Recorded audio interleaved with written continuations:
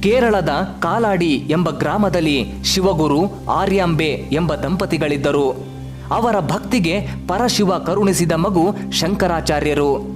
ವೈಶಾಖ ಶುದ್ಧ ಪಂಚಮಿ ದಿನದಂದು ಆ ಶಿವನ ಜನ್ಮ ನಕ್ಷತ್ರವಾದ ಆರುದ್ರ ನಕ್ಷತ್ರದಲ್ಲಿ ಸೂರ್ಯ, ಶನಿ, ಗುರು, ಕುಜ ಉಚ್ಚ ಸ್ಥಾನದಲ್ಲಿರುವಾಗ ಜನಿಸಿದವರು ಶಂಕರರು.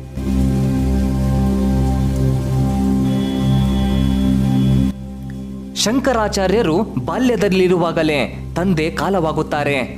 ನಂತರ ತಾಯಿ ಮಗುವಿನ ಜವಾಬ್ದಾರಿ ಹೊರುತ್ತಾಳೆ. ಶಾಸ್ತ್ರೋಕ್ತವಾಗಿ ಉಪನಯನ ಮಾಡಿಸುತ್ತಾರೆ. ತುಂಬಾ ಏಕಾಗ್ರತೆ ಇದ್ದ ಬಾಲಕ ಶಂಕರ. ಬಾಲ್ಯದಲ್ಲೇ ವೇದಗಳನ್ನು, ಸಂಸ್ಕೃತ ಅಧ್ಯಯನ ಮಾಡಿದರು. ಅವರಲ್ಲಿ ವಿದ್ಯೆ ಮಾಡಿದ ಪರಿಣಾಮ ಹಾಗೂ ಅವರ ಕಲಿಕೆಯ ತೀಕ್ಷ್ಣತೆ ತಿಳಿಯಲು ಈ ಘಟನೆ ಕೇಳಬೇಕು. ಒಮ್ಮೆ ಭಿಕ್ಷೆಗಾಗಿ ಒಂದು ಮನೆಯ ಎದುರಿಗೆ ನಿಲ್ಲುತ್ತಾರೆ. ಆ ಮನೆಯಲ್ಲಿ ಒಬ್ಬ ಬಡ ಮಹಿಳೆ ಇದ್ದಳು.